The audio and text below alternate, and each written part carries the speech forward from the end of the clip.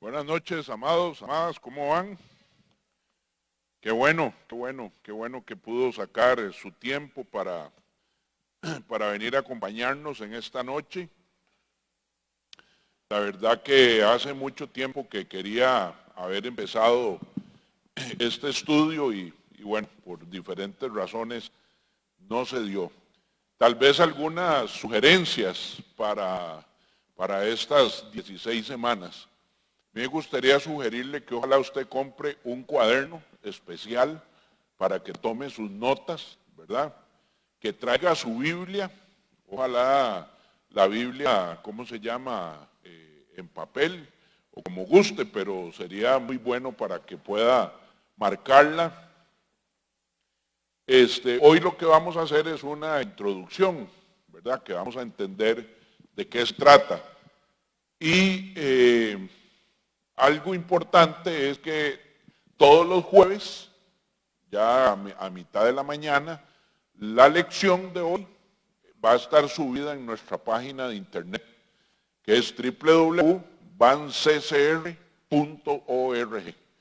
Entonces, todos los jueves, mis notas y lo que yo tengo aquí, lo vamos a subir para que usted pueda hacer su file, ¿cómo se llama? Su AMPO, como quiera, porque yo esperaría que lo que vayamos a ir aprendiendo, eso usted lo repase el resto de su vida, ¿verdad?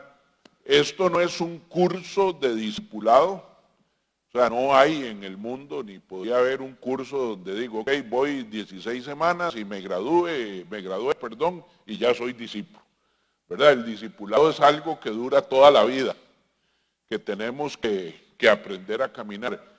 Lo que vamos a tener estas 16 semanas es un estudio de discipulado donde me va a ayudar a preparar mi corazón para yo convencerme que debo ser discípulo y hacer discípulos, ¿verdad? Entonces, Dios nos dejó una gran comisión a nosotros que termina hasta el día en que muramos, ¿verdad? Entonces, si nosotros como seguidores de Cristo podemos entender eso, entonces vamos a poder terminar al final de nuestros años, llegar y decir, he peleado la buena batalla, ¿verdad? Y voy a ir a la presencia del Señor como un discípulo suyo. Entonces, de eso se trata. Vamos a dar aquí las bases, los fundamentos, las cosas que respaldan por qué tener un discipulado. Y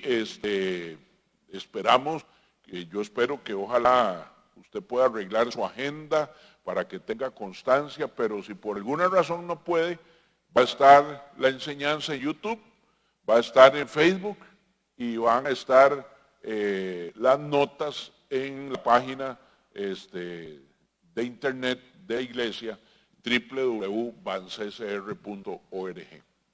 Ok, lo primero que quiero que veamos es que en la Biblia se encuentra la palabra discípulo 269 veces, cuando la palabra cristiano solo aparece 3 veces. Y hay una diferencia enorme entre qué es un cristiano y qué es un discípulo de Cristo. Hoy casi que me podría atrever a decir que el mundo está lleno de cristianos, pero no de discípulos.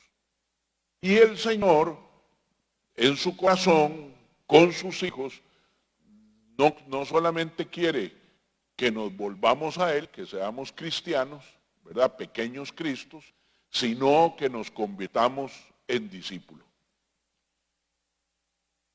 Es importante que el discipulado va más allá de nuestra salvación. No vamos a tocar el tema de la salvación porque yo espero, ¿verdad?, que todos los que venimos a este estudio podamos entender que ya somos salvos, ¿verdad? Y que no hay nada ni nadie que nos pueda quitar la salvación. Pero el discipulado va mucho más allá de la salvación y de ser seguidor de Cristo. Eh, Hoy voy a mencionar algunos eruditos que he ido a consultar con respecto al tema del discipulado, porque no quisiera yo venir a transmitirles cosas que son las que yo creo, pienso y siento, sino más bien de personas, ¿verdad? También vamos a nutrirnos de personas que han entendido, que han estudiado esa comisión que Dios nos dejó a nosotros. Eh, Hay un señor que se llama Anthony Robinson, él escribió un artículo, se llama Sígueme, que dice que la palabra discípulo aparece 269 veces en el Nuevo Testamento porque define la marca de un creyente y sostiene que la iglesia de hoy se está centrando en la conversión y deja de un lado la vida aquí y ahora, que es el discipulado.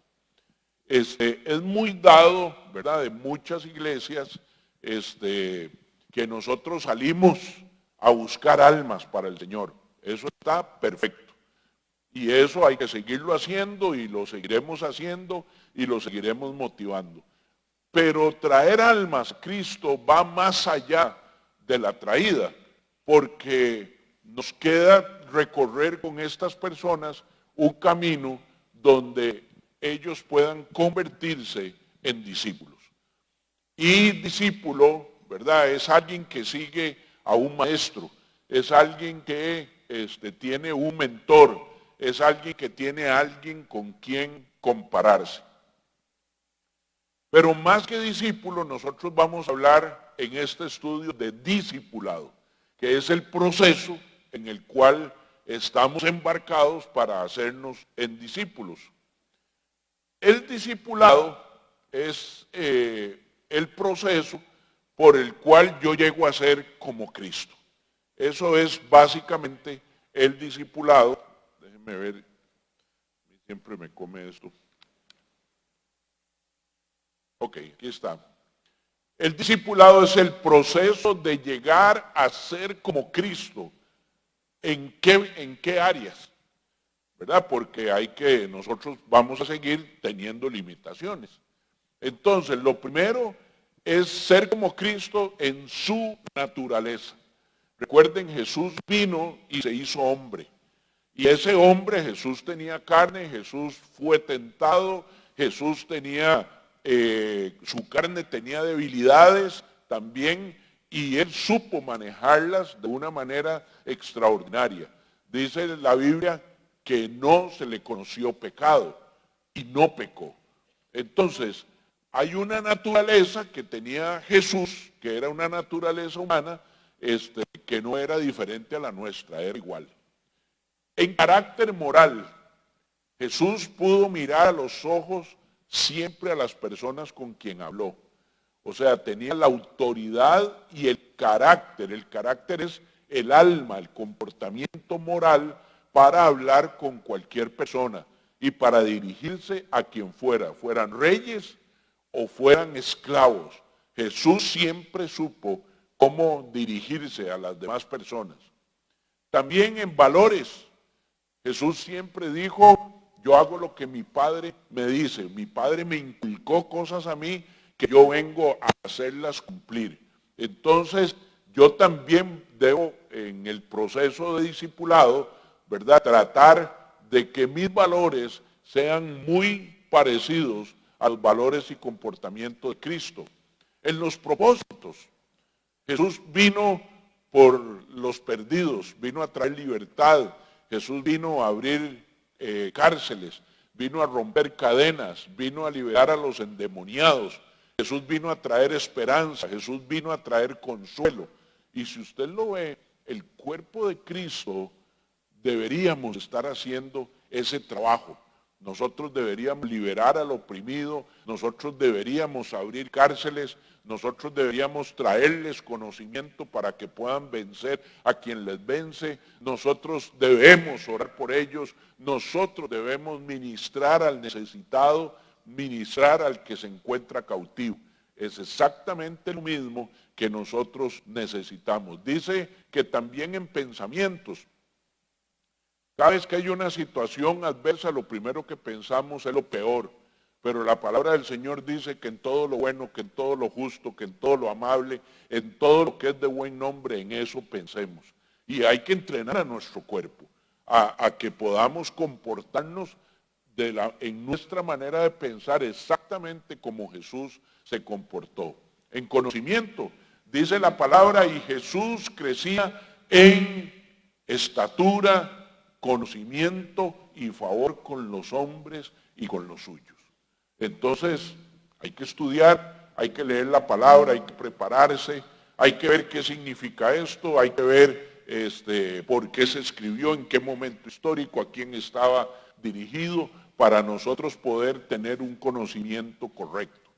También en actitud y en voluntad, ¿verdad? O sea, nosotros, la vida trae muchas cosas a nuestro camino, pero el 90% de la solución a las cosas de nuestro camino es cuál es nuestra actitud hacia las cosas que Dios pone por delante de nosotros. Con una actitud correcta ante una situación adversa, el 90% está solucionado. Y la voluntad también es que ese es con el que luchamos todo el tiempo. Yo sé que algunos, ay, está cerrado donde Juan, y qué hambre, qué sed, qué sueño, de todo eso nos va a pasar. Porque nosotros debemos tener dentro de nuestro dominio propio, dominar nuestra voluntad. En otras palabras, el discipulado es un proceso por el cual llegamos a ser espiritualmente maduros. Espiritualmente maduros no significa que tengo que tener 70 años. Espiritualmente maduro no significa que me recito todos los versículos de memoria. Espiritualmente maduro es crecer en este proceso en todos esos valores que hemos visto. Y esto lo podría lograr un chico de 10, de 11, de 12 años y un anciano de 70, 80, 90 años. No está relacionado con la edad, sino que está relacionado con la actitud y con la voluntad. Este proceso de discipulado dura toda la vida. No, como les dije, no dura 16 semanas. No es algo que se puede delegar. Anda vos a la clase por mí, porque esto es un trato de Dios con cada uno de nosotros. No sé si estás consciente, pero el día que el embrión fue engendrado en el vientre de tu madre, ese día te fue implantada un alma en tu corazón y esa alma es tu personalidad. De manera que a pesar de que todos tenemos mente, emociones y voluntad, que es el alma, mi mente es diferente a la tuya, mis emociones diferentes a la tuya y mi voluntad diferente a la tuya. Yo admiro a los triatletas. Se levantan a las 3 de la mañana, van, hacen 3 horas, 4 horas de entrenamiento, a las 7 ya se están bañando para ir al trabajo. Y luego en la noche van al gym, tienen una voluntad activa, ¿verdad? Para un propósito que andan buscando. Y eso es porque el alma de esas personas tiene una voluntad probablemente diferente a la tuya y a la mía. Propósitos, empezamos año nuevo, propósitos nuevos y dentro de 3 meses ya se nos olvidó el propósito y ya estamos otra vez en el mismo lugar donde habíamos empezado. Porque nuestra alma necesita ser educada y necesita ser transformada. Entonces, es este proceso, ¿verdad? No es un programa, no es un evento. El discipulado es una forma de vida, es una forma de comportamiento. Es cuando yo empiezo a ver las cosas desde la óptica de nuestro Señor Jesús. No es solo para principiantes. Nos vamos a sorprender de que tal vez sabemos personas que tenemos 20, 30 años de estar en el Evangelio, pero que desconocemos muchas cosas que son vitales para un discípulo. Es para todos los creyentes cada uno de sus días. Hay un requisito para ser discípulo y es ser creyente. ¿verdad? Yo estoy partiendo de que todos los que asistimos en esta noche y las noches subsiguientes somos creyentes. No hay ninguna manera conocida hasta el día de hoy donde nosotros podamos llegar a tener una madurez espiritual, ¿verdad? Si no es pasando a través de un proceso de discipulado. Entonces, solo imagínense cuán poderosa podría ser una iglesia si todos sus miembros fueran espiritualmente maduros. Si todos los miembros de una congregación fueran espiritualmente maduros, primero no habría envidias, no habría rencores, no habría pleitos ni disensiones, pero podría haber o habría un gran mover del Espíritu Santo en liberaciones, en disciplina, en carácter, en valores. Sería una iglesia altamente poderosa. Sabiendo que el discipulado produce eso en la vida del cristiano, ¿quién creen que no está contento con eso? El enemigo nuestro. Entonces el enemigo va a venir a sembrar en nuestros corazones, ¿verdad? Desidia, pereza, no va a querer que nosotros vengamos, nos va a justificar un montón de cosas que según él nosotros no necesitamos, porque imagínense que fuéramos todos los que estamos hoy aquí convertidos en discípulos, que llegamos a la estatura del varón perfecto. ¿Qué cree que le pasaría al diablo en este lugar si fuéramos así? El diablo no tendría cabida. Habríamos 200 personas a la altura del varón perfecto, con la madurez, con el poder, con el conocimiento para poder, ¿verdad?, deshacer las obras del enemigo. Y entonces a él no le sirve. Y quiero que sepamos que en nuestro camino de discipulado siempre vamos a tener oposición.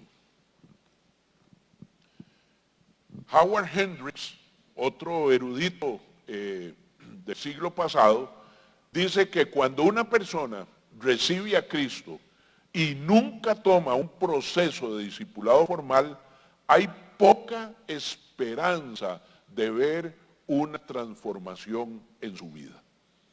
Vea qué interesante. ¿Qué dice Romanos 12:2?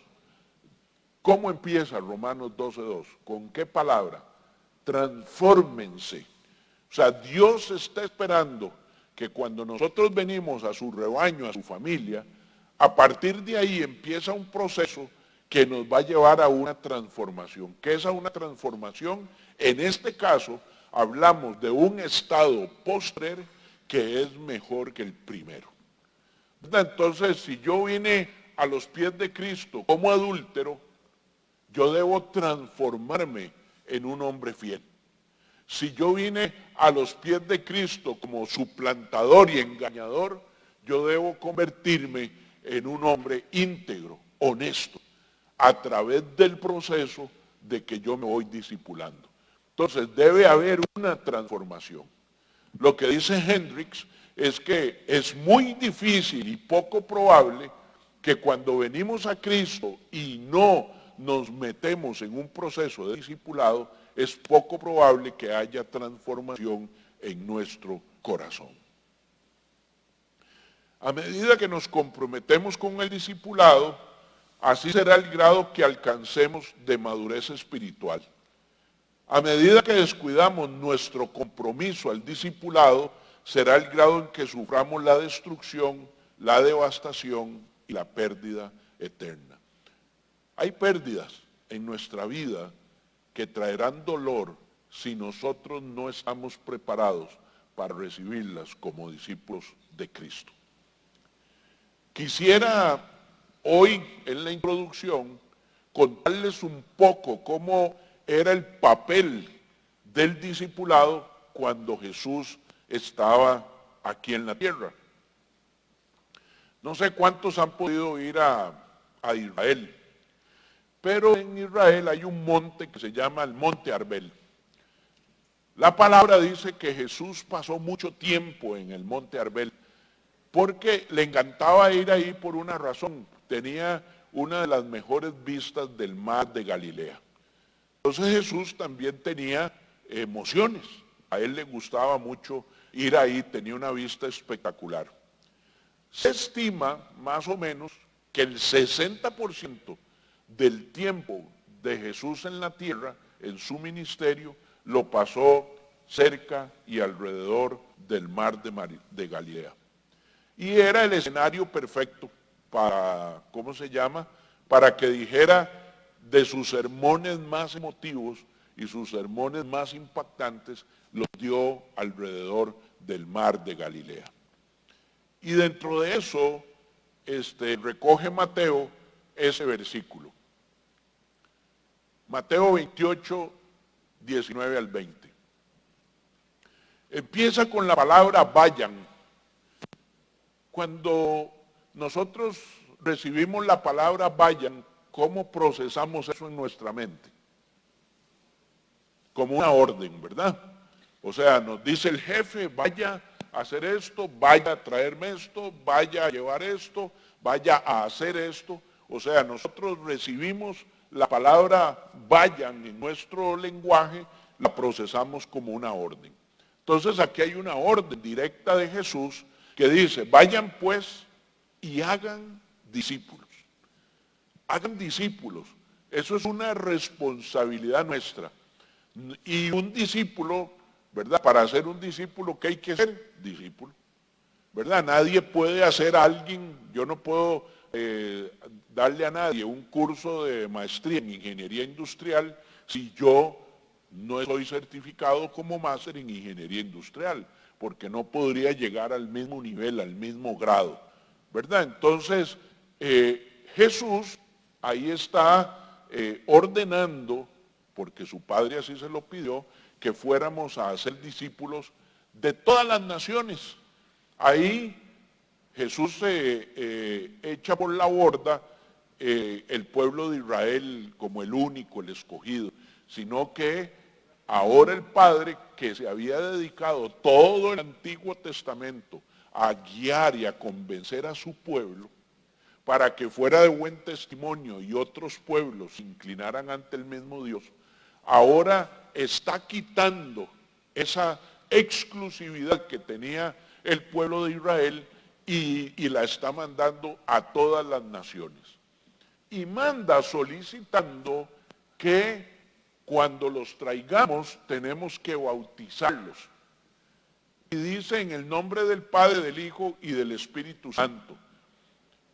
Tampoco quisiera extenderme mucho en una clase de bautismo. Ayer tuvimos una, se van a bautizar 20 personas, pero el bautismo, como hemos venido con la serie que hemos visto, es un acto de obediencia física, porque los actos de obediencia física desatan el poder espiritual.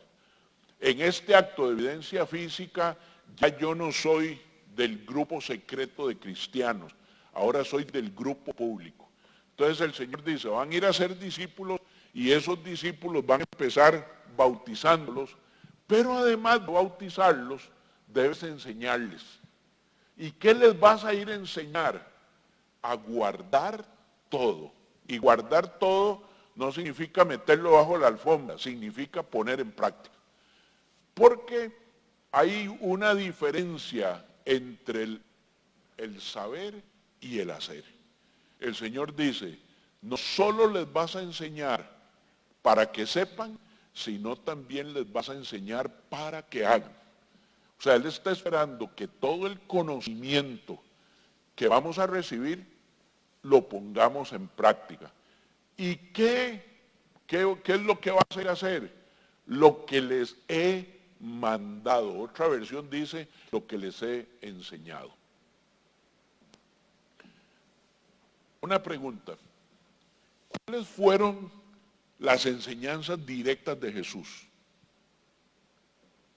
Porque el que está hablando es Jesús y dice, para guardar todo lo que les he mandado, lo que les he mandado yo. ¿A dónde está plasmado eso? En los 4 evangelios. Jesús sus enseñanzas quedaron plasmadas en los 4 evangelios. Luego, los efectos de esas enseñanzas de Jesús trajeron las 13 cartas, las 13 estudios de Pablo, ¿verdad?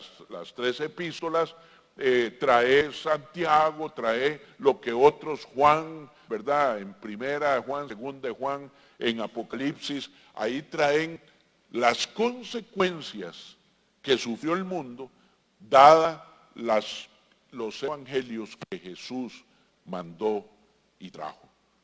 Entonces, el discipulado debería empezar por nosotros conociendo los 4 evangelios. ¿Qué fue lo que Jesús enseñó y pidió?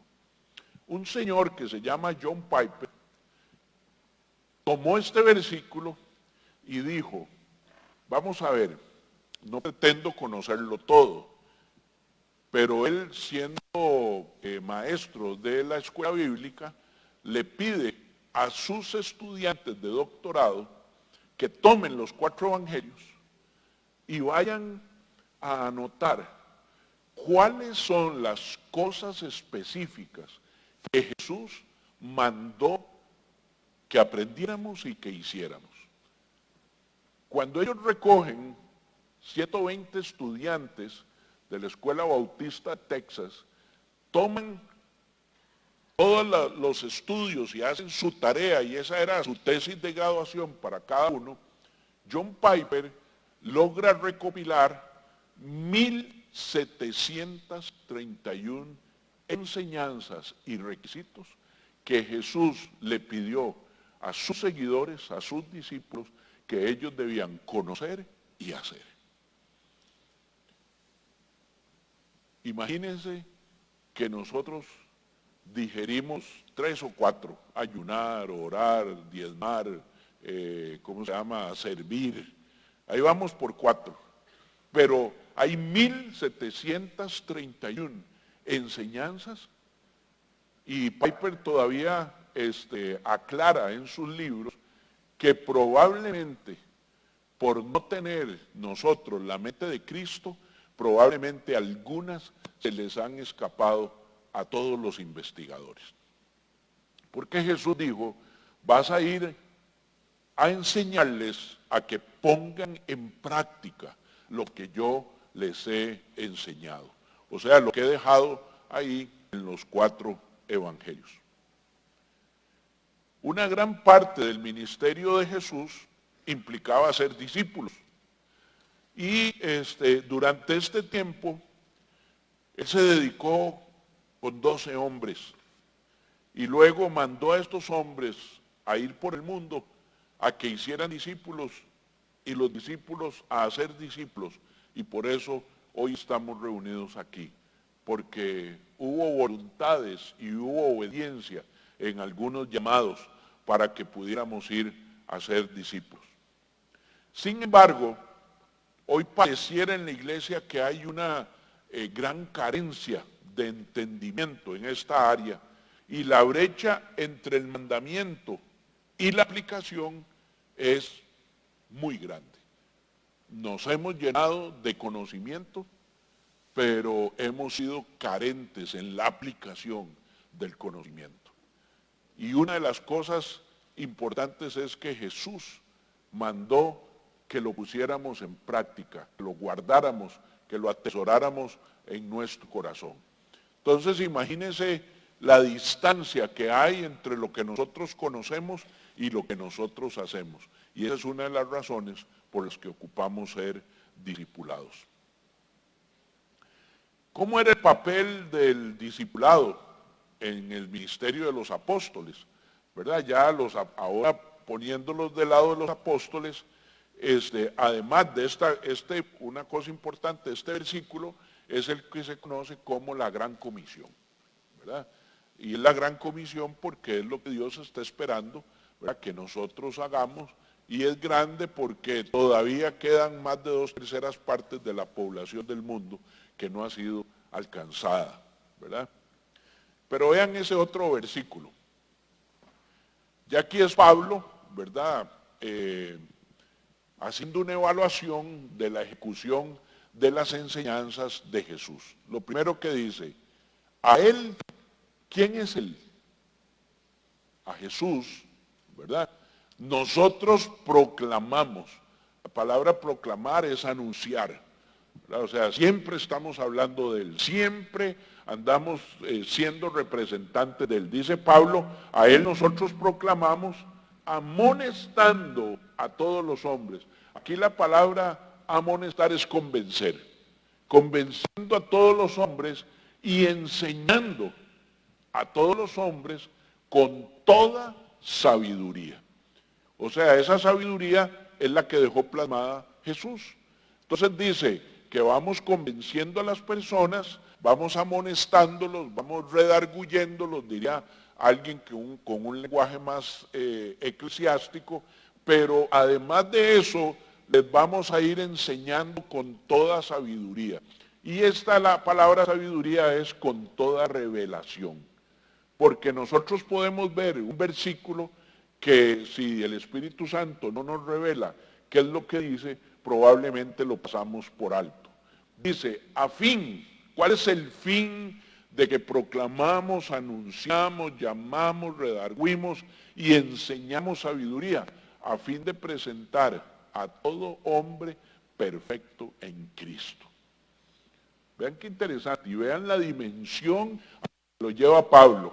Pablo lo que dice es, después de que te llamé, después de que te invité a que vinieras, después de que te enseñé, después de que tú pusiste en práctica y obedeciste lo que te fue enseñado, entonces vas a ayudar a cumplir un objetivo que es poder llevar a cada uno a la estatura de Cristo, perfecto en Cristo.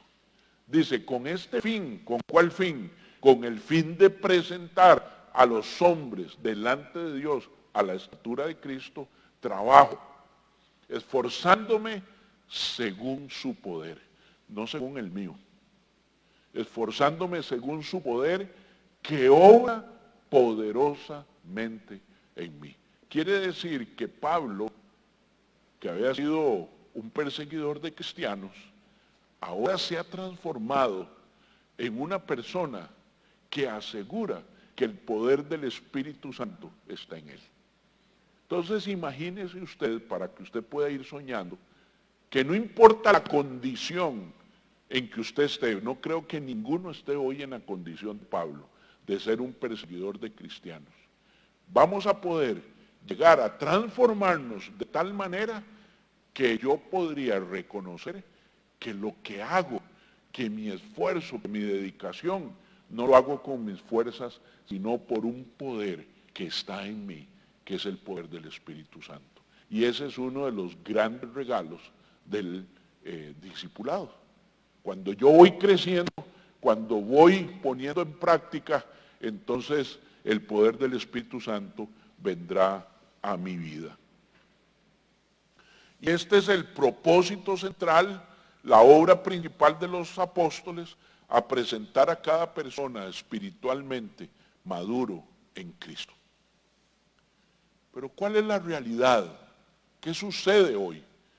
¿Qué pasa hoy en la iglesia cristiana? Ya la iglesia cristiana se ha venido deteriorando en algunas áreas, y una de esas es el discipulado. A diferencia de tener esta prioridad, ¿verdad?, en las iglesias, y los apóstoles de discipular y de cumplir el mandato, hoy el discipulado es una baja prioridad.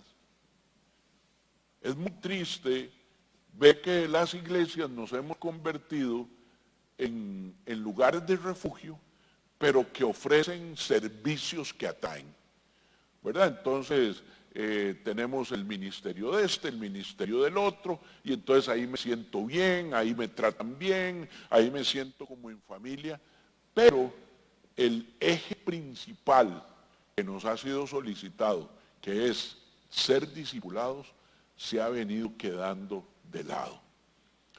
Tuve la experiencia con un expastor de la FABA, a la cual nosotros pertenecemos, y él tenía un concepto tal vez un poco radical pero después yo entendí lo que había en su corazón. Él decía que nosotros nos hemos vuelto iglesias muy activas. Tenemos esta cosa, la otra, y el congreso, y el concierto, y la visita, y el campamento, y eso. Y él decía, pero no discipulamos a la gente. Y ahorita vamos a ver algunas estadísticas que espero nos confronten a nosotros individualmente. Aquí no vamos a avergonzar a nadie, pero parte de lo que él decía tenía razón, de que nos llenamos de actividades, somos muy activistas, pero que hemos descuidado el discipulado. Y eso a mí me caló en el corazón. Y yo dije, tal vez lo que tú estás proponiendo es demasiado radical, ¿verdad? Porque él tenía un modelo que era muy radical, pero eso no te quita la razón de que debemos buscar la forma de tomar el discipulado. Juan Stott, otro teólogo de este siglo, afirma lo siguiente: el estado de la iglesia de hoy está marcado por una paradoja del crecimiento sin profundidad. Nuestro afán por ir ampliando no ha sido igualado por un compromiso de ir más profundo. Entonces Juan Stott lo que dice y recomienda a los pastores es: se vale crecer, se vale ampliar al este, al oeste, al norte, al sur, pero hay algo que no debes dejar, es ir a la profundidad. Y la profundidad es Cristo. La profundidad es ir al discipulado. Entonces debemos ir multiplicando las manos, que si mañana Dios permite que aquí nos congreguemos 5,000 personas, que tengamos capacidad de discipular a 5,000 personas y de ayudarles en su camino, ¿verdad? No es que nosotros vamos a estar toda la vida con ustedes, sino que los servidores de esta casa debemos enfocarnos en ir preparando o ser mentores de 1, 2 o 3 discípulos de aquí en adelante. En la mayoría de las iglesias evangélicas, hoy el discipulado no es un enfoque central y no hay estrategias claras para hacer discípulos. Y les voy a decir una cosa, es que no es tan fácil. Porque recetas o fórmulas de cómo discipular deben haber 1000, pero tenemos que escoger una. Tenemos que escoger una que satisfaga a la mayoría, tal vez a unos no, tal vez como decía Pareto, al 80-20, vamos a satisfacer al 80% y probablemente quedar mal con el 20%. En varias encuestas realizadas recientemente, y ahí en las notas dice quién hizo la encuesta para que ustedes las puedan ir a buscar, se revela que el 81% de los pastores no tienen programas de discipulado fijos. 81%. Yo me preguntaba, ¿estamos nosotros en eso? Probablemente, porque sí, nosotros tenemos un ministerio de fundamentos que lo da don Brian. ¿Está don Brian por aquí hoy? Ahí está. Don Brian nos da un curso de fundamentos, son 11 lecciones básicas, esenciales, sobre temas que debemos conocer. Tenemos panorama histórico de la Biblia, ¿verdad? Que nos lleva a través del panorama del Antiguo y del Nuevo Testamento, nos va llevando a través de las dispensaciones, pero probablemente no tenemos a nadie a quien entregarle cuentas. Y en este camino del discipulado es importante que nos entreguemos cuentas. Si son esposos, ojalá el esposo a la esposa, ¿verdad? Porque si no, todo se queda en el olvido. Pero bueno, probablemente somos parte de esa estadística. Muchas iglesias también, especialmente las enfocadas en misiones, se enfocan en enviar personas, lo cual hay que hacer. Se enfocan en atraer personas, pero una vez que llegan no tenemos los programas para poder que ellos se motiven a empezar a querer ser discípulos. Otras iglesias consideran que el discipulado se da desde la predicación, desde la escuela dominical para los niños, desde las pastorales juveniles para los jóvenes, en estudios bíblicos caseros que se hacen en casas y en grupos pequeños. Y entonces creen y se quedan solo en esa etapa. Y ya vimos todas las áreas donde hay que crecer, ¿verdad? Conocimiento, valores, actitudes, voluntad, las que vimos anteriormente para no repetirlas. La otra cosa es que la mayoría de la iglesia no está involucrada en estas actividades, sino que son unos pocos grupos. Y la pasión por cumplir la gran comisión a través de un proceso intencional, estratégico, no está muy claro. ¿Y qué es lo que debe implicar un proceso de discipulado? Yo estoy seguro que si pasáramos esa encuesta ahora y le dijera, bueno, ¿qué implica un proceso de discipulado? Probablemente tendríamos 200 opiniones diferentes de cómo me gustaría, de cómo me lo imagino, o tal vez me quedo patinando y no tengo ni idea de cómo convertirme en un discípulo.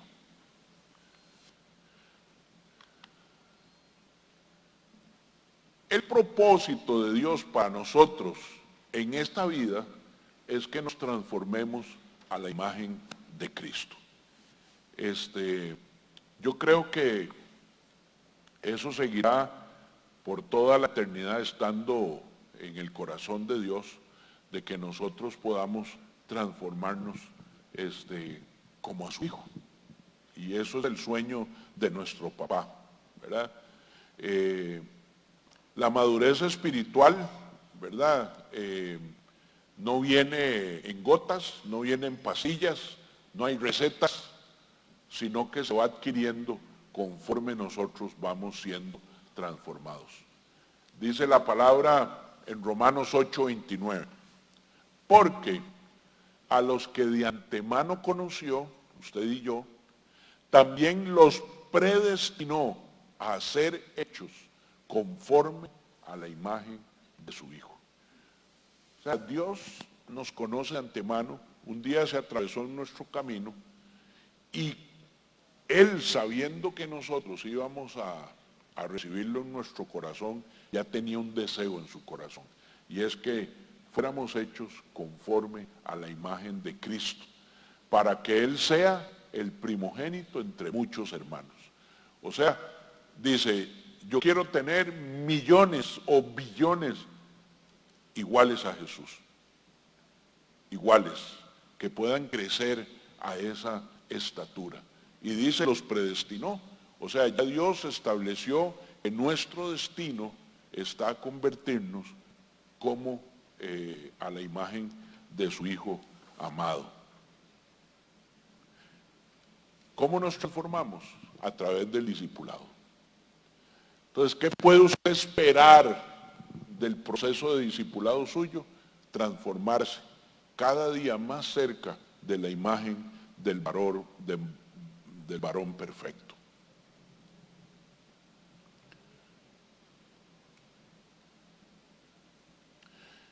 Dice este escritor Bill Hull lo siguiente: me resulta particularmente desconcertante que no nos esforzamos por poner el proceso de hacer discípulos en el centro de ministerio, a pesar de que Jesús nos dejó con la necesidad clara de hacer discípulos. Vamos a empezar con lo obvio: el discipulado es la prioridad de Dios, porque Jesús lo practicó, nos mandó a hacerlo y sus seguidores lo continuaron. Yo les decía que en el camino el enemigo ha venido convenciendo de que no era necesario discipularse. ¿Okay? Sin embargo, hoy el discipulado es descuidado, desechado, algunos lo toman como opcional, algunos creen que es para creyentes radicales, ¿verdad? Ay, no, es que usted es demasiado pandereta, ¿verdad? Entonces los encasillamos y hoy tenemos iglesias llenas de cristianos inmaduros, que todavía nos falta mucho crecer. Además de toda la importancia que los apóstoles y el Señor le dieron al discipulado, algunos teólogos están haciendo sonar la alarma en cuanto a la importancia del discipulado. Y lamentablemente sus voces parecen irse apagando poco a poco, ¿verdad? Dice Dietrich Bonhoeffer, un teólogo alemán, me encantó lo que él puso, por eso lo transcribí aquí. Dice, la gracia barata es la predicación de perdón sin requerir arrepentimiento. ¿Verdad? La gente cree que yo vine, pedí perdón, Dios me perdonó los pecados, lo cual es cierto, pero a mí me queda un trabajo, es arrepentirme de ese pecado. Por eso Juan el Bautista andaba por todas las calles diciendo que arrepiéntanse, el reino de los cielos está cercano. Pero pareciera que como todo es por gracia, entonces yo no necesito arrepentirme. Y ahí es donde vienen los remordimientos, que el remordimiento es el perdón sin arrepentimiento, ¿verdad? Por otro lado dice, el bautismo sin disciplina eclesiástica. Sí, fui, me bauticé, pero igual mañana estoy en un casino, o estoy en un bar, o estoy en una mesa ahí llena de cervezas, no tengo ninguna disciplina. Entonces alguien pasará y dice, qué raro, vos no dijiste que eras cristiano y que eras como diferente, ¿verdad? Que eras de una familia diferente, pero nos comportamos parecidos. Eso es lo que significa, ¿cómo se llama? Sin disciplina eclesiástica. Comunión sin la confesión. Nunca entrego cuentas. Aquí no estamos hablando de la confesión de la escuela de la Iglesia Católica, sino que el Señor dice, si confiesas vuestras faltas, ¿verdad? Él es fiel y justo para perdonarlos. Y luego dice, confiesen sus faltas unos a otros, oren unos por otros y serán sanos.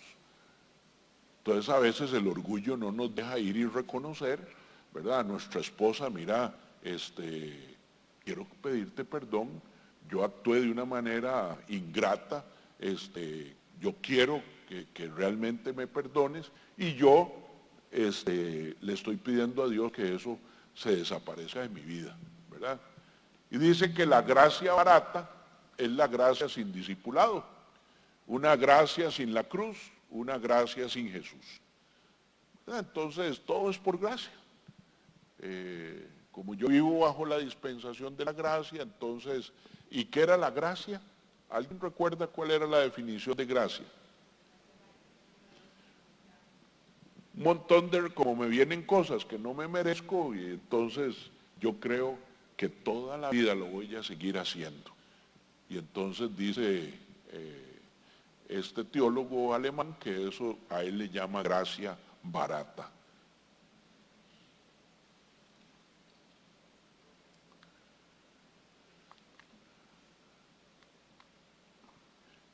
Dice también este mismo teólogo, dice, si el cristianismo ha dejado de ser serio sobre el discipulado, si hemos diluido el evangelio en una exaltación emocional que no hace demandas de su vida y que no distingue entre la existencia natural y cristiana, entonces como resultado la cruz es solamente una calamidad cotidiana normal como uno de los ensayos y tribulaciones de la vida.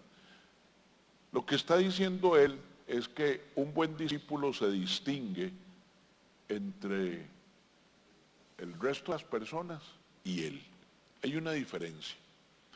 Un día vino un joven de nuestra pastoral, estábamos con el tema de los tatuajes.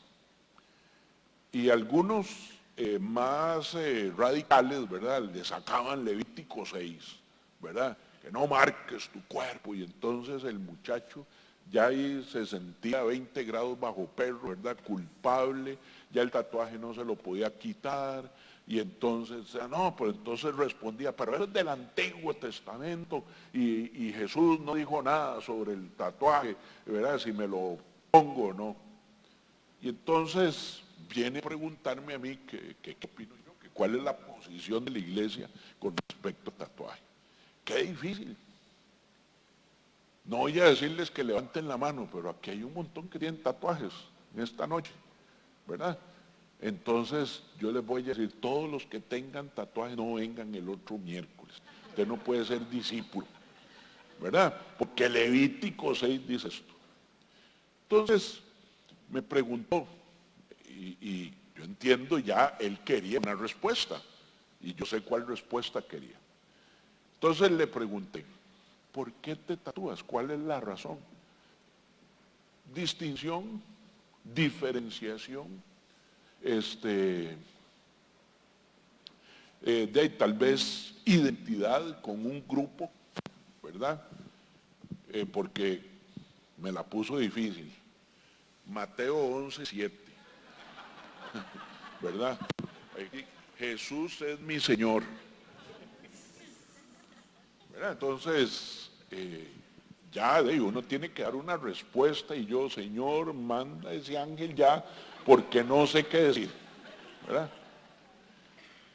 Entonces le dije, mira, vos no crees, si vos querés ser distinguido, ser reconocido, ser diferenciado, que sería bueno que tatuaras tu corazón. Que cuando las personas pasen digan, mira, allá va Juan, y ese Juan tiene algo diferente. Juan no se comporta como los demás, Juan no hace como los demás, Juan no maltrata como los demás, Juan es amable como pocos. Le digo, ¿no sería mejor que tatuaras tu corazón para que una vez tatuado el corazón, vos vayas transformando tu vida y entonces puedas ser distinguido, puedas diferenciarte? Si esas son las razones por las que te tatúas, cada uno tendrá las suyas. Pero lo que está diciendo aquí Bonhoeffer es que debe haber una diferencia, porque dice, no distingue entre la existencia natural y la cristiana. En un grupo de trabajo a veces nos cuesta saber cuántos son cristianos. ¿Por qué? Porque no nos hemos sumido en el proceso de transformación que trae el discipulado. No hay transformación si no hay discipulado. ¿Están conmigo, amados? Entonces, yo anhelo eso. Yo anhelo que mañana alguien me venga a decir, don José, vea, ¿cómo ha cambiado usted? Es que yo recuerdo cuando usted tal cosa y ahora, no que lo diga yo, porque cada vez que yo me veo al espejo, ¿verdad? Me tiro besos y yo sé que no hay nadie como yo, ¿verdad? Y esa canción, nadie como tú, me la canto, ¿verdad? Pero es cuando los demás, cuando tu esposa, cuando tus hijos dicen, algo le pasó a papi, algo le pasó a mamá, algo le pasó a papá, ya no son iguales. Y eso es porque dispusieron su corazón a las enseñanzas de Jesús, las guardaron y las ponen en práctica. Y eso es ser discípulo.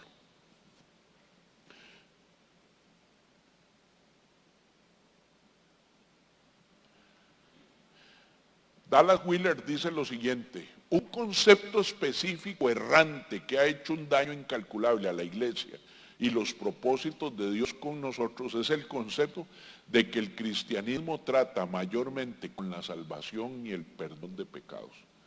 Vean, mis amados, Dios me ha inquietado y lo he hecho en las últimas 2 enseñanzas. Lo único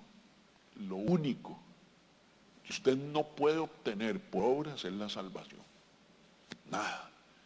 Usted no puede ser perdonado de sus pecados por sus obras. Usted no puede ser reconciliado con el Padre por sus obras. Pero todo lo demás necesita que nosotros hagamos cosas, que nosotros nos sumerjamos, nos transformemos. Pero muchos han creído que la iglesia solamente se trata de perdón de pecados y salvación. Ya todos estamos salvos. Entonces, si creyéramos en eso, no hubiéramos venido. Porque ya me fueron perdonados los pecados de ayer, de hoy y de mañana. ¿Cuántos creen eso? ¿Verdad? Ya soy salvo.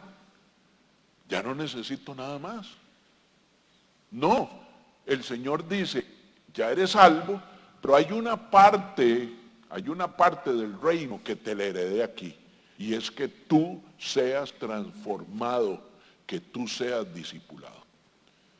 Entonces la iglesia no termina ahí, pero hay un gran mover de que ahora eso tiene, ¿cómo se llama? Límite.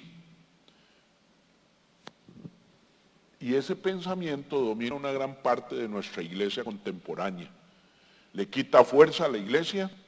El cristianismo sin discipulado hace que la iglesia se asimile, se asemeje a la cultura. Tengo que confesarles que por un tiempo quería irme de Vance y lo hablamos en la casa, me reuní con los hijos y no encontré eco. Pero luego pasaron unos meses y es Anita la que me dice, mira, yo ya no quiero seguir yendo a Vance. Y entonces el Señor puso en mí la respuesta, el Señor nos llevó, el Señor nos saca de ahí. Y cuando te lo pone a ti, me lo debe poner a mí. Yo en este momento no siento que debamos salir. Comenté con algunas personas y me dijeron, don José, pensalo bien, o sea, no te vayas porque vos sos equilibrio. Y claro, me llenó el ego ahí, ¿verdad?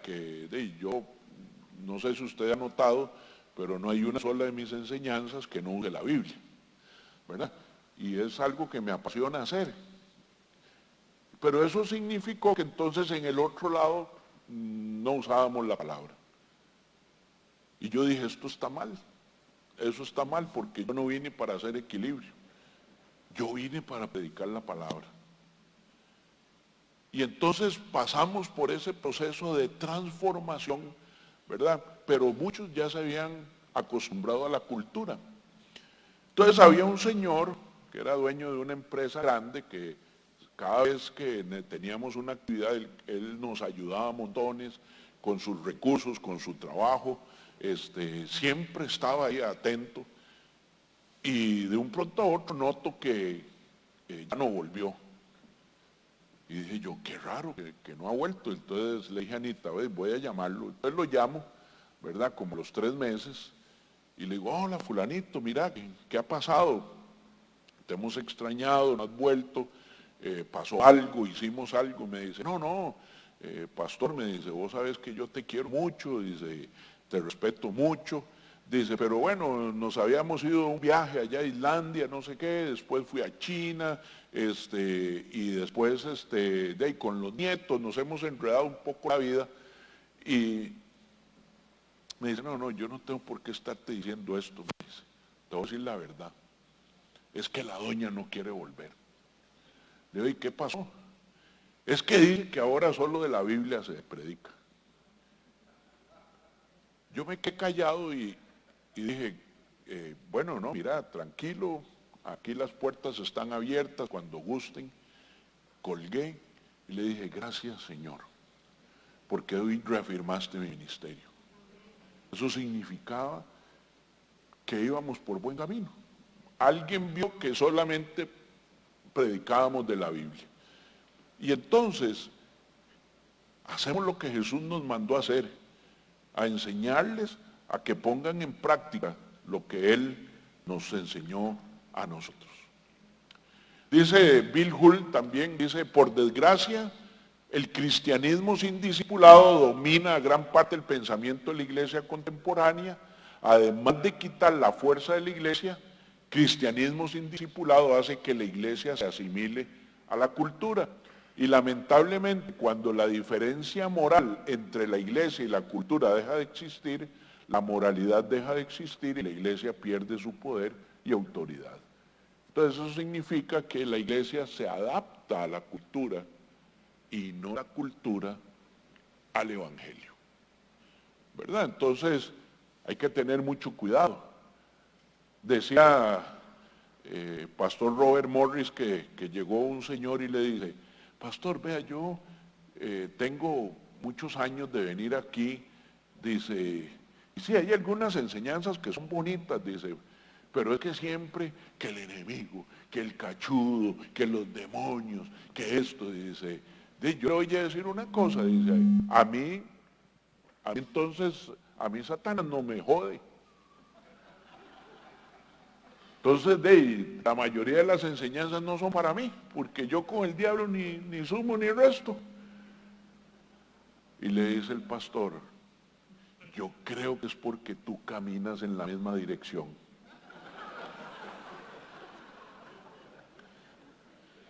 Porque, mis amados, cuando caminamos por el camino y la senda correcta, tendremos oposición. Habrán pruebas, habrá tribulación, ¿verdad? Pero si Él no se mete conmigo, entonces yo debería preocuparme, ¿verdad? De qué es lo que está pasando.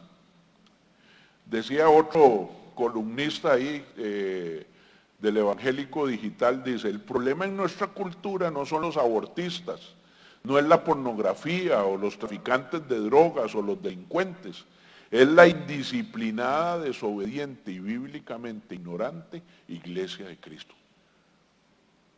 Vean, mis amados, si nos levantáramos, creo que debemos haber tal vez unas 150 personas, si nos levantáramos todos y pudiéramos ser a la estatura de Cristo, el diablo no se mete aquí. Pero, por eso Dios nos convocó para que empecemos ese proceso de transformación. Ven estas estadísticas, ya casi termino para hacer una dinámica ahí. Solo el 19% de los cristianos leen la Biblia diariamente o con regularidad. Esto significa que el 81% no leen sus Biblias y de los cristianos evangélicos rara vez o nunca leen sus Biblias, ¿verdad? 19%.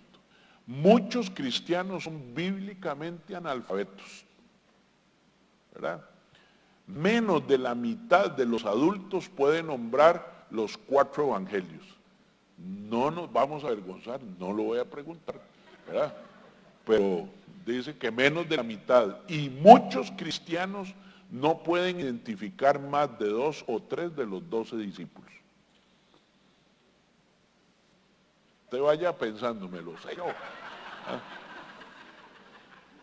Ateos, agnósticos y los mormones anotaron mejor sobre la alfabetización bíblica que los cristianos evangélicos, ¿verdad? De los que se dicen ser cristianos, el 27% cree que Jesús pecó mientras estuvo en la tierra. Vean dónde caemos, ¿verdad? Cuando uno ve películas como esta que sacó Netflix ahora, de que Jesús es homosexual, ¿verdad? Estos dan cabida a eso, dan cabida. Usted sabe que los del movimiento LGTB, parte de su fundamento bíblico es la relación entre David y Jonatán.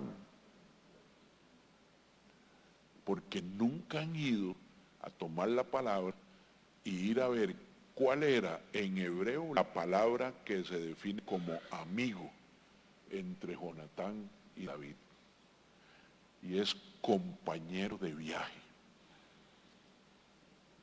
No es el amor de mi vida, no es, ¿verdad? Dice, el 61% de los cristianos no han compartido su fe en los últimos 6 meses. Si me preguntara yo, en los últimos 6 meses, ¿a cuántos he traído a Cristo? O por lo menos le he intentado. Puede ser que ninguno, pero el 48% de los cristianos nunca han invitado a un amigo a la iglesia.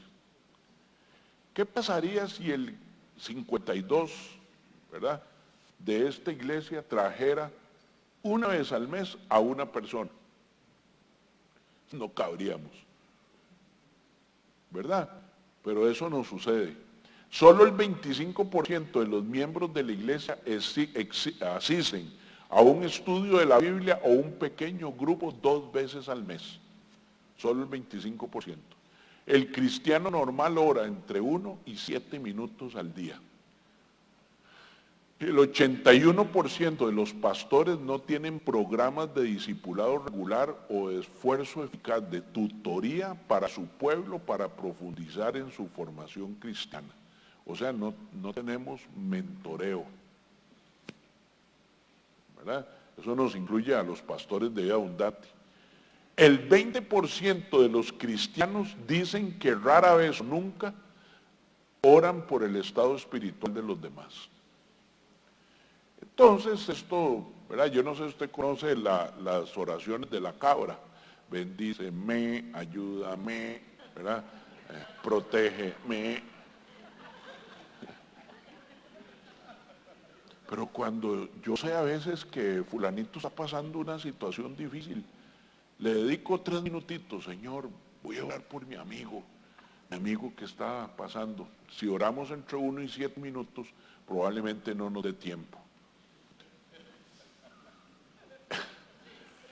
El 18% de los cristianos dicen que no tienen un horario fijo de oración, sino que oran solo cuando surge la oportunidad o la necesidad. Dios bombero, ¿verdad? Entonces estoy en una emergencia, ahí sí llamo al 911 espiritual. El 60% de los cristianos oran al andar hacia sus trabajos, ¿verdad? Solo el 26% de los cristianos sienten que han sido equipados por su iglesia para compartir su fe con otros. Es que no sé qué decirles, yo no sé cómo abordarlos. Me quiero referir al punto anterior. ¿Está mal orar en el carro? No, definitivamente no. Nunca estará mal estar en contacto con el Señor. Pero ¿qué aprendimos el domingo? ¿Qué dijo el Señor? Y tú, cuando ores, ¿qué dice? Entra en tu aposento y cerrada la puerta. O sea, Dios está esperando un momento de intimidad, ¿verdad? Dios guarde usted orando y manejando, cierre los ojos, ¿verdad? Y levante las manos, ¿verdad? Va directo, ¿ok?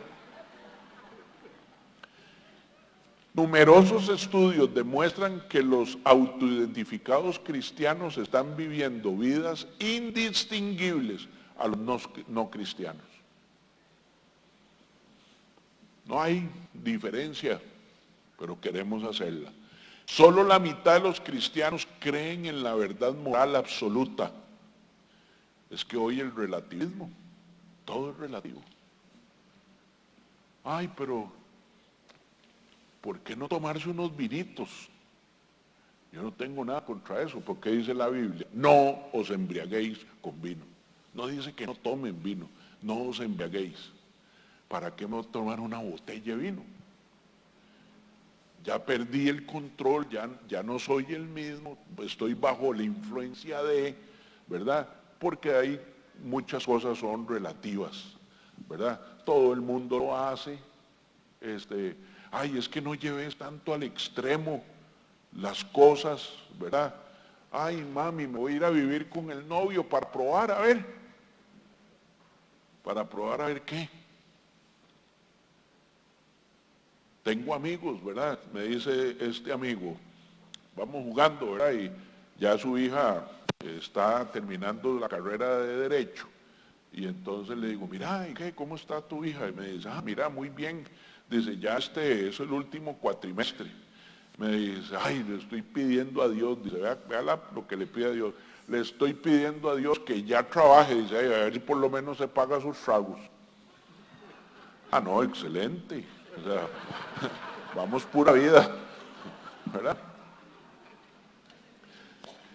El 5% de los evangélicos protestantes viven con su pareja fuera del matrimonio. Silencio total.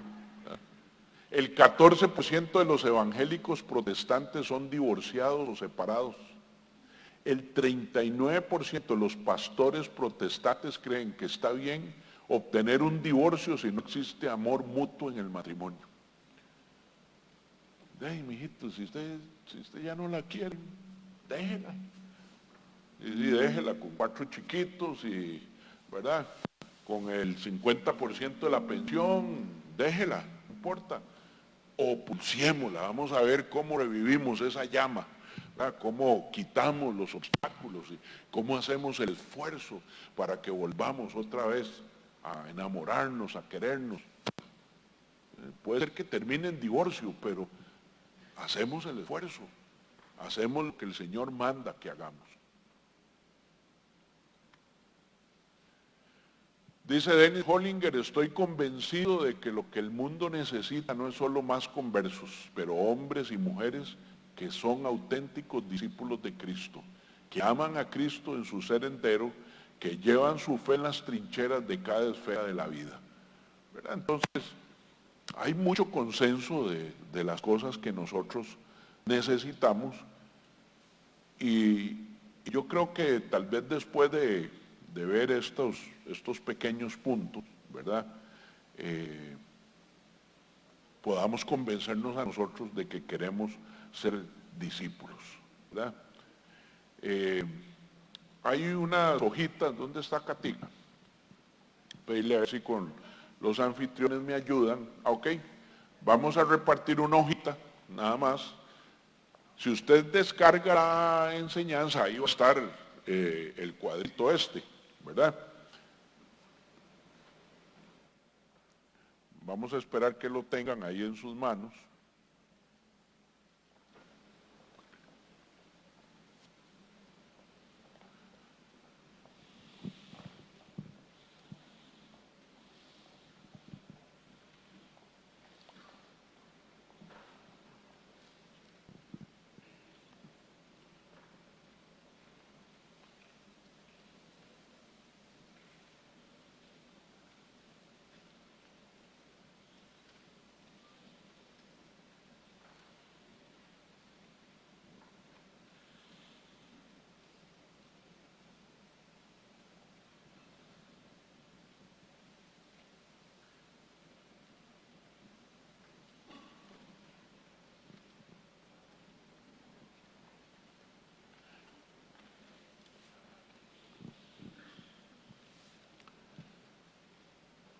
Ok, ahí en la parte de arriba, ¿verdad?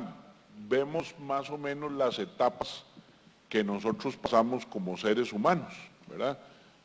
Nacemos bebés, luego ya el bebé se hace un poco más grande, ya toma alimento sólido, luego pasa a ser niño, luego pasa a ser adolescente, luego joven adulto, luego adulto y terminamos en adulto mayor, ¿verdad? Esas son básicamente nuestras etapas.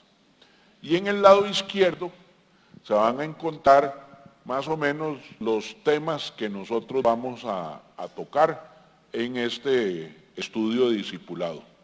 Primero, conocimiento de Dios, obediencia, autodisciplina, permanecer en Cristo, la oración, participar en la iglesia, en evangelismo, vida interior, tutoría, dones espirituales, servir, actitudes bíblicas, carácter moral y mayordomía. Entonces, usted se va a llevar esa hojita y va a apuntar en cada una de esas áreas cómo se siente. Usted qué tan fuerte, qué tan grande o qué tan pequeño se siente con respecto a esos temas. Entonces, por ejemplo, que usted diga, bueno, yo sí tengo, o sea, me he esforzado por educarme y tengo bastante conocimiento, ¿verdad? De la palabra, he llevado estos cursos, soy teólogo, soy esto, soy lo otro, y entonces de ahí me coloco ahí en alguna de las áreas. Y luego en las otras, ¿verdad? Viene la obediencia, ok, puedes conocer mucho, pero ¿qué tanto pones en práctica? ¿Qué tanto obedeces? ¿Cómo anda tu autodisciplina? ¿Verdad? La autodisciplina va creciendo conforme nosotros crecemos. Y esta hojita se la lleva a usted, es para usted nada más, ¿verdad? Dicen que cuando uno juega solitario no se vale hacer trampa, ¿verdad? Porque se engaña usted solito. Y la idea es que conforme avancemos en las lecciones, nos vayamos midiendo un poco, ¿verdad? Y luego nos vamos a medir también al final, para que ojalá usted pueda ir viendo si ha crecido o no ha crecido en diferentes áreas. Tal vez usted tiene un problema de dominio propio, tal vez usted quiere, ¿verdad? Conoce, pero no puede. Puede ser que ese sea su problema. Tal vez a usted le gustaría, pero no sabe cómo porque no conoce. Entonces usted dice, ay, si a mí me hubieran preguntado los 4 evangelios me saco un 0, ¿verdad? Y empiezo por Apocalipsis, ¿verdad? Levítico y Deuteronomio. Puede ser. Entonces, vamos a ir encontrando cuáles son mis áreas de debilidad, ¿verdad? Tal vez la tutoría, yo no sirvo, yo no, ¿cómo se llama? Ni nadie me ayuda a mí, ni yo ayudo a nadie. Y ahí vamos a ir, ¿cómo se llama? Creciendo. Y el último paso, esa se la llevan, ¿verdad? Y espero que todos puedan bajar la enseñanza mañana, ¿verdad? Y vamos a tener 5 minutos de interacción entre nosotros. Y yo quisiera preguntarle a unas 2 o 3 personas qué opinan, ¿verdad?, de el versículo de Mateo. Déjame ver. Ya no me... Ese, Mateo 28. ¿Qué opinan? ¿Qué aprendió usted de ese versículo?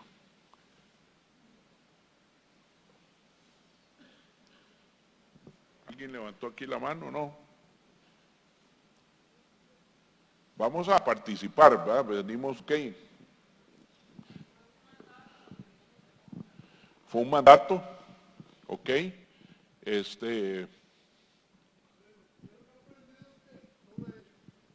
que, no, ¿qué? Lo primero que pude haber aprendido de esto es que no lo he hecho. O sea, tengo que reconocer que no lo he hecho. Y definitivamente hay que poner barbas en el mojo, pastor, y creo que debemos de iniciar con lo que Él nos ordena. Ok, Jeffrey, ahí viene el micrófono para que nos quede grabado. Kenneth está en la maratón ahí. Siento que me siento ignorante realmente porque el mandato está claro, pero lo que él pide necesita que tome espacio y tiempo para entender qué es lo que hay que explicar, ¿verdad? Y qué es lo que hay que enseñar. Y eso requiere que yo lo dedique tiempo para mi relación con él. Ok. ¿Alguien más por aquí?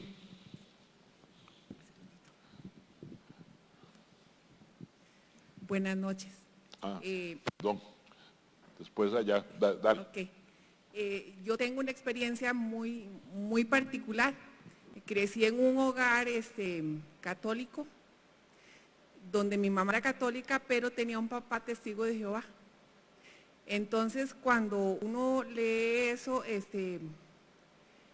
está uno como en 2 bandos, ¿verdad? Porque la iglesia católica muy fría, mi papá predicaba siempre en todos los lugares, pero esa semillita, aun cuando tal vez no me gustaba lo que él decía, pues quedó en mí después de que se murió. Entonces yo digo, definitivamente hay que buscar, porque para mí es importante saber. Y saber es conocer y dedicarme a un discipulado donde definitivamente estoy en pañales. Ni tan siquiera sé por dónde voy, pero existe la conciencia.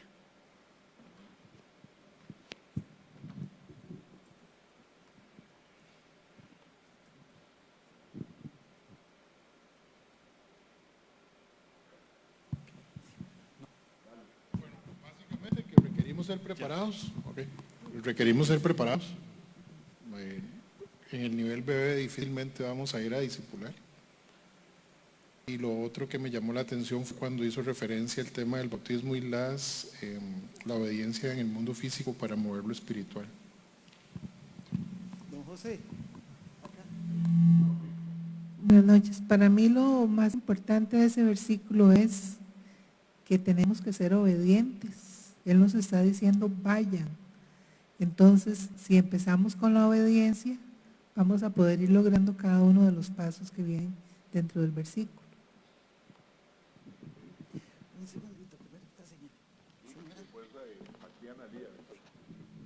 Buenas noches. Yo he tenido la experiencia de llevar a algunas personas a Cristo, porque sí he entendido desde que yo me convertí hace ya como 40 años, de que esa era mi prioridad, pero también he entendido la necesidad de hacer discípulos. El asunto a la que me he enfrentado principalmente es que no sé cómo. Entonces tengo la necesidad y lo siento, pero digo, ¿y cómo hago? Además de que eso va a requerir no solamente mi conocimiento, sino también mi tiempo, porque no va a ser de que lo hablo un día y otro no, sino que va a ser un acompañamiento. Ahora trato de suplir un poco que si tengo personas muy lejos en distancia, a través de WhatsApp se le puede estar pasando cositas, pero sabe uno que es mucho más cercano ese proceso. Allá, Eduardo. Sí, buenas noches. Buenas. Yo nací en la iglesia adventista, que muchos conocen, que es un poco estricta, algunos dicen legalista, mucha doctrina, mucha palabra, pero me asusta saber el cristianismo tan light que he llevado en mi vida. Y no haber sido un discípulo realmente, que todos sabemos que hay un final de este mundo y que vamos a estar presentes frente a nuestro Señor Jesucristo y nos va a decir, no te conozco. Me asusta llegar a ese punto y pues no haber llevado a un amigo a la iglesia, no haber orado por la vida espiritual de mis hermanos, no es que no lo haya hecho nunca, pero debe ser una constante en nuestra vida, ¿verdad? Y no lo vemos así, lo vemos todo tan light como que somos salvos, ¿verdad? Y no llevamos este camino del discipulado realmente. He aprendido eso, ¿verdad? Y me asusta y quiero prepararme, aparte de que no sabía que habían 1731 enseñanzas de nuestro Señor Jesucristo, ¿verdad? Sí. Ok, Jenny, un tirito, que Anita va primero y después Jenny ahí. Listo. Buenas noches. Hoy para mí ha sido impactante este versículo. Tantos años leyéndolo y creyendo que yo estaba haciendo discípulos. Me ha calado muy profundamente esa parte donde dice enseñándoles a guardar todo. Y lo que dijiste ahorita de enseñar y guardar todo es poner en práctica. ¿Cuántas veces uno va y lleva a una persona a Cristo y ya, y la dejó ahí? Y no le explicó, no le dijo cómo poner en práctica todas las enseñanzas del Señor. Y hoy ha sido esto para mí, este versículo, de verdad que una revelación del Espíritu Santo. Amén. Jenny. Bueno, a mí lo que más me ha impactado del versículo es cuando la orden que nos da y nos manda a enseñar. Y en mi caso, pues yo creo que yo no puedo enseñar algo que no sé. Entonces, ha creado en mí un deseo más grande de saber y también como el compañero quedé muy impactada por las 1731 mandatos, de verdad. Don José, a mí me impacta el versículo mucho, me encanta discipular, me encanta hablar del Señor y tener presente que todo lo que aprendemos lo podamos guardar, ¿verdad? En cualquier momento uno, como dice la palabra, sacar esa espada que es la palabra. Pero lo que más me impacta es lo último, porque no estamos solos, dice que yo estoy con ustedes todos los días hasta el fin del mundo. Eso es tener uno la fe en que uno no viene preparado, pero por medio de su palabra Él nos va a preparar y por medio del Espíritu Santo nos tenemos que sentir seguros que vamos a ser guiados por Él. Amén. José, bueno, yo dentro del versículo lo que más me impacta es la parte de la enseñanza, ¿verdad? donde doña Analia ahorita mencionaba de guardarlo todo. Pero si yo lo viera de mi caso, por el proyecto que yo tengo, que ya van a ser 2 años, eso fue algo que lo aprendí y creo que estoy tal vez como un bebé, como un niño, tal vez en todos estos años que llevo. He aprendido a que Dios me dio una herramienta, que es su palabra, que es la espada. No necesariamente tengo que leerme o comerme toda la Biblia en un mismo día. Un solo versículo me hace intimidar con Él, escudriñar. Él con solamente un versículo, o un versículo así, puedo sacar una gran enseñanza. ¿Y cómo lo debo de transmitir a otras personas? Bueno, en mi caso yo ahorita lo estoy haciendo con arte, ¿verdad? Porque Dios pone arte en nosotros, porque es de la única forma, yo siento que es la única forma de poder aprender un versículo. Entonces hemos ido poco a poco, en mi caso he ido poco a poco evangelizando o discipulando a un grupo de personas, que ahí vamos. Pero yo, es una gran enseñanza digamos, que el Señor me da, es enséñele de guardar todo lo que les he mandado, ¿verdad? Y una de las cosas es el tener intimidad con Él. Amén. Súper. Quisiera también dedicarle unos segundos a este versículo. Vamos a terminar con aquí don Brian y luego evaluamos este. Buenas noches. Hola. Bueno, yo lo que les quiero decir es que me voy sumamente defraudada en mí mismo de ver la estadística tan terrible de todas las cosas que hay allí y darle muchas gracias, don Miguel, por este esfuerzo que se está haciendo para que nos disipule, para poder salir con buenas herramientas al mundo y poder discipular a otras personas. Entonces darle muchas gracias y decirle que Dios fue muy certero cuando puso en su corazón el discipular a Avancé y decirle que estamos en el mejor lugar. Amén. Gracias. Brian. Sí, hay 2 cositas o 3 que son importantísimas. En el verso 18, Jesús primeramente les dice: toda potestad me ha sido dada en los cielos y en la tierra. O sea, está dando la autoridad que hay en Él para luego dar el mandamiento, la orden. Después, otra cosa es, cuando se dice, ahí en la partecita dice, haciendo discípulos de todas las naciones. Eso hay que recordar que muchas veces se cree que tal vez hay que salir hasta del país para ir a predicar a otras partes, o que hay que irse a lugares un poquito, aún en el mismo país, un poquito retirado.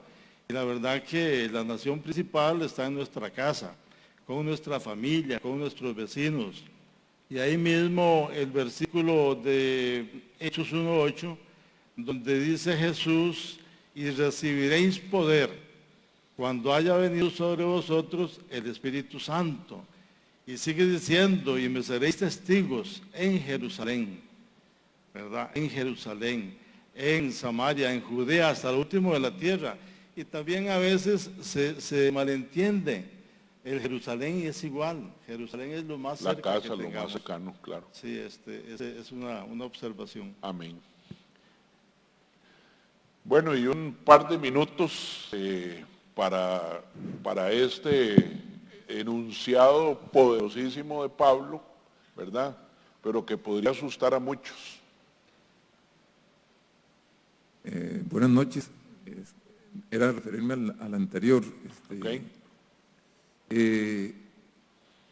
Particularmente digo, para mí, ahí Jesús le está hablando a gente que él sabe que ya está preparada. O sea, vayan y hagan, significa que tienen la autoridad para hacerlo.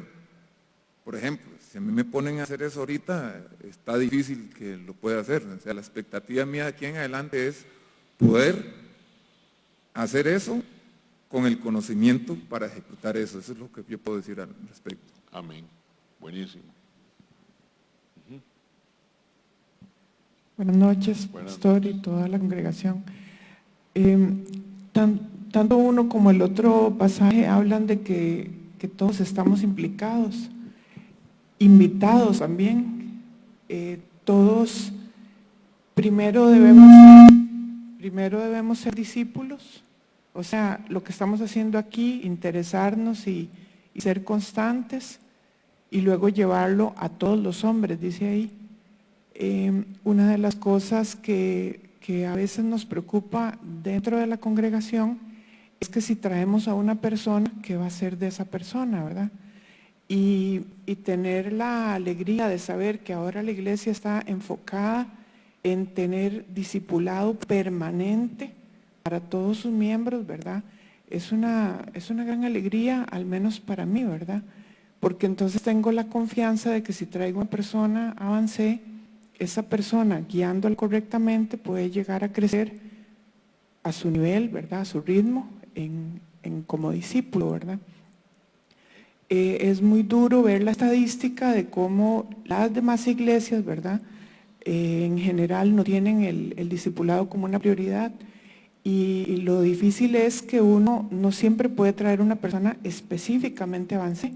Les puede hablar de Cristo, pero tal vez viven en otro lugar o están en otra situación y tienen que ir a otra iglesia. Entonces, ¿cómo les va a recomendar uno? Vaya y congréguese a tal lugar o siga el discipulado, porque tal vez uno mismo no se lo puede dar por la distancia o por otras razones. Y eso definitivamente requiere oración, ¿verdad? Para el resto de la iglesia. Pero muchas gracias, pastor. Qué dicho. Nada más para reafirmarles, el discipulado es un estilo de vida, ¿verdad? Es algo que adopto, pero como bien decía el hermano, si no tengo el conocimiento, si no sé qué tengo que adoptar, entonces quedo en el vacío. ¿Alguien más con este versículo? Buenas noches. Bueno, igual me uno a varios, le doy gracias infinitas a Dios que como casa estamos tomando este camino, y tal vez reforzar lo que dijo una de las hermanas, no recuerdo el nombre, si era doña Ana, uniéndolo a este pasaje, vean las últimas líneas: con este fin también trabajo, esforzándome, según su poder que obra poderosamente en mí. Entonces, a veces nos da miedo desde nuestra humanidad, desde el conocimiento, pero no podemos dejar de lado, porque también lo dice su palabra en el anterior, que Él va a estar con nosotros hasta el fin del mundo. O sea, nosotros somos vasija. Entonces yo más bien quiero poner como el equipo de que nos tomemos el desafío, como dice ahí, esforzándonos, pero nunca dejando de lado que nosotros somos la vasija, que Él está en nosotros y que ese poder ya lo tenemos. Entonces tenemos como hijos de Dios que creerlo, sí prepararnos, pedir sabiduría, como dice en Santiago, pero estamos preparados y ahora más, ¿verdad? Gracias a Dios. Amén. Buenas noches. Doña Anita.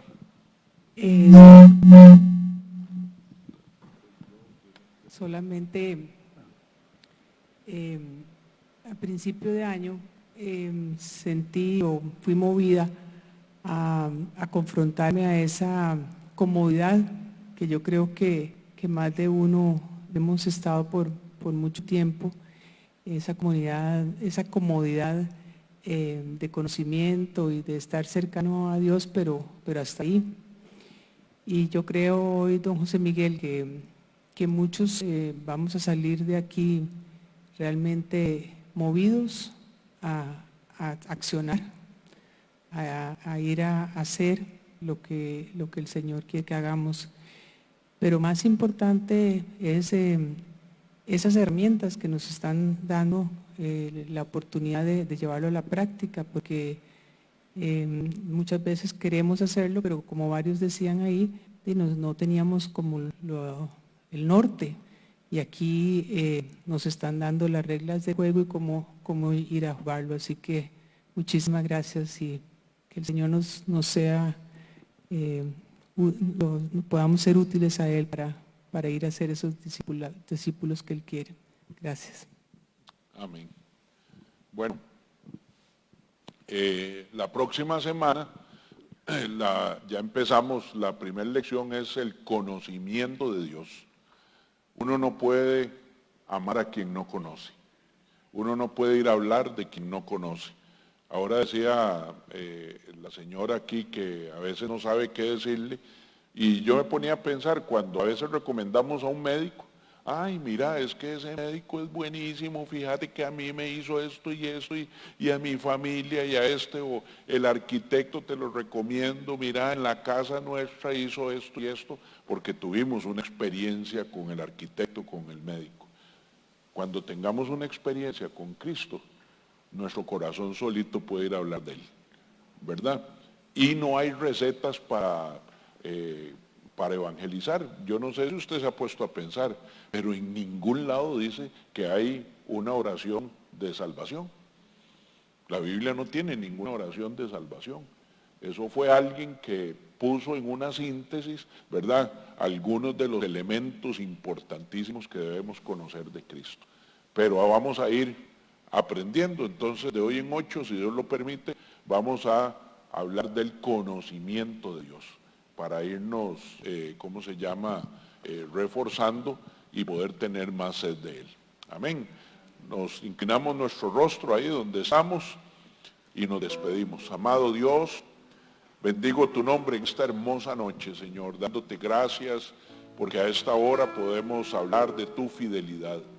Gracias por esta oportunidad, este espacio que has abierto en tu casa, para que vengamos más de nosotros al conocimiento tuyo, Señor, y poder ser seguidores tuyos, poder convertirnos en discípulos o empezar este camino de conversión, Señor.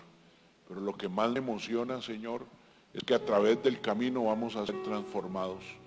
Lo que antes éramos ya no lo seremos, lo que antes hacíamos ya no lo haremos más, lo que antes decíamos ya no lo diremos más. Y ahora hablaremos de lo bueno, de lo justo, de lo amable, de lo que es de buen nombre. En eso pensaremos.